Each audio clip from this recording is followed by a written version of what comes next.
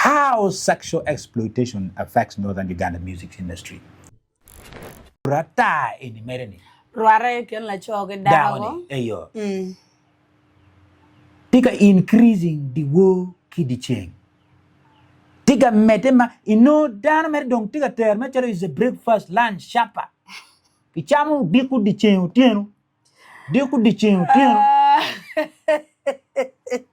One po de wani vururai.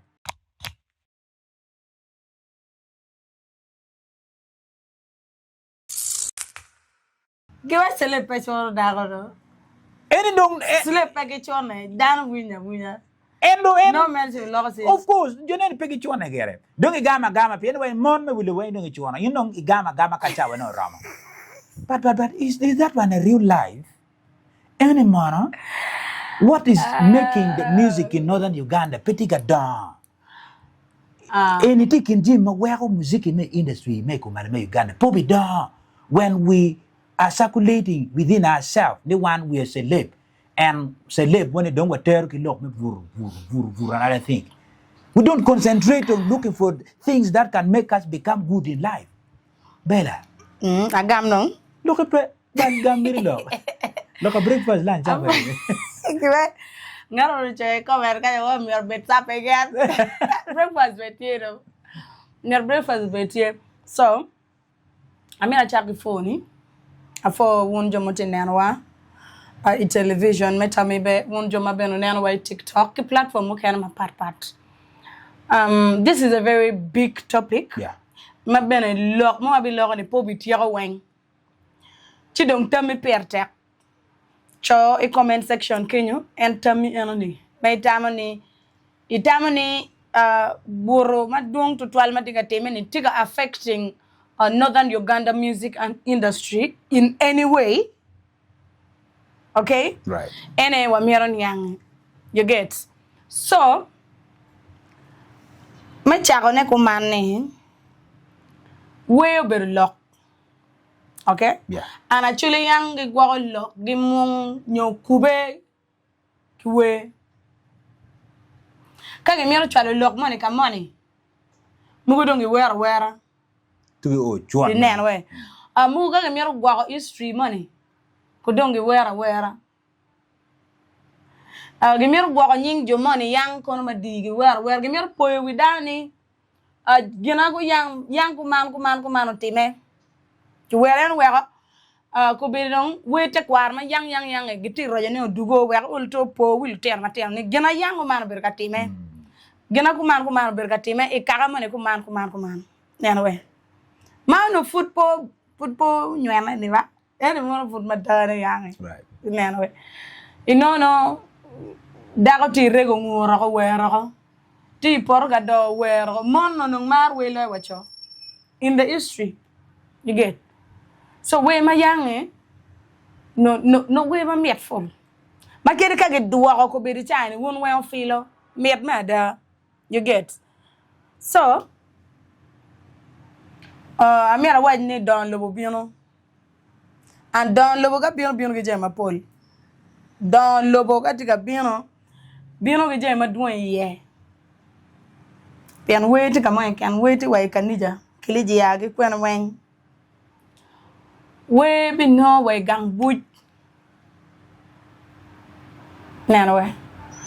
So let me go straight to the question. Polga dano cho diro tammo mage mi badlo we northern Uganda. Dan Wilfred. Dogbe wa ko beri ci anti ngar man mati ami tam ko ma wan ben mati chagane ko beri ni. Wan be fut po jag mi tam wan pro ti nen ngoma raj. Timani mati ami ngar man ci o men diro ci chagawani. Northern Ugandan artists. Mi ami mu tamene. Northern Uganda artists. Tino Juigi ti ami tam badlo we northern. One thing per me tam. Mungu be get specifying all the way actually. Yeah. But I mean tam tit magimi o meda. Manyere one thing o mer nano. Tam mo ngomati kere. Nyo mo wego dano karo ka mi tam. Yes. Ene no. I chaw ge wa ne you are young let's leave the sex part. You are young no 12 car to 12. But the way my dance, yeah 12 car car piano no radio no. What you get compact? chim ching ben smartphone Pe get you get compact e mira ginyone dynam. wi cho Bi wira e dynam. yeti ka chak kok ga wa miel Jo ken me penyo dynam o mira inyon lela. Ka we kori ka ge chwal kenyo nyogi miel association money onyo gor liel money no mira ge nyona an tolja te ge nyona mot en kok mot. Ke nyona speed kok speed ge nyona la dier kok la dier kenyo. Now so char we no tek we ge win we ni no wang ma dynam money tie ge nyona. Ka we adira Moses gi kori we ba nga ngi ni kori. En ma do tim gi don gen gi chaka we ko na nga Rosely no tim gi ni don olo en no foot gi charo we gi CD don kompa ko da ko ne banning we CD kay chwalo ki kero mo go ben gi tor CD ni na te nga ra chunya degi na pe ko ri kare chwalo we WhatsApp no we char wa landam no we pe char bo yan we kompa we CD gi eni kok en kater ka mo ne kenyo ni bang ma dok ina ye chwalo komi ka mo ni kaya we nga so chapter obero tek bot jone ni tutual because no en jame pa mo en no foot pay and we gine ka ma dong peta gak matwal peta we ma yang e ka ma dong peta bos mi giti chame ye wai karni Rosely no tim gi chame ye wai karni en we ma yam ye tempro mo gi chame ye wai karni en we wa yang no we so e kar chani no la we war te ane ko me logma ni kono promote ate mo ngok na ko ngori peke radio be nok we agi kir gum no mir bi mega wakan you see ne woro mama we woro meto so it was really hard but they were doing good music logma temta wangi ngagi no food petek to 12 peraj logma se lebo te mo ngoni no furi so jone go bichare komberge te cham wege ko ber walongi ni legend they're good people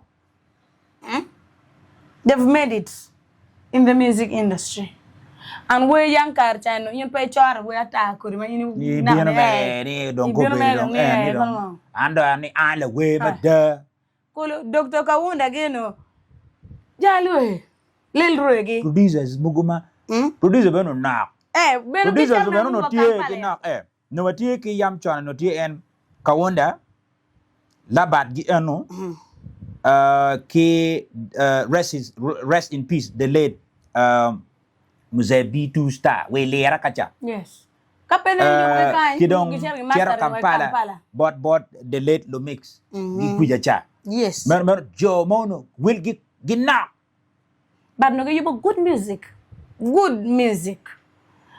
music with good lyrics bino enge leo pala yengo bino donyo dere akwere tong bueno gi neno we kira we mer kere no we mer tie mer makome sher pala mengi ikin mon mugo mauno gi tie yam chon charo kela chalot gi Pamela Pampis gi and wa Princess Olivia Sherry Princess gi wa ri ko show gi ka gi tia go drive no ngwej mer ker ko mo gi kem we mer no dogo no gi ware bene yes